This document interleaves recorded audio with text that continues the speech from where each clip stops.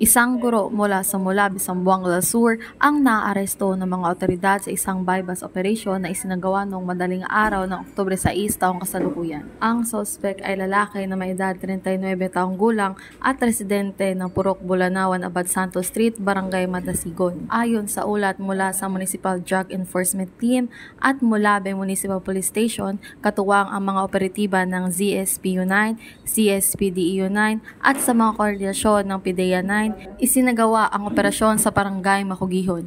Dito nakumpiska ang isang sachet na hinihinalang shabu na may timbang humigit kumulang 4 na gramo na tinatayang nagkakahalagang 27,200 pesos at iba pang non-drug evidence.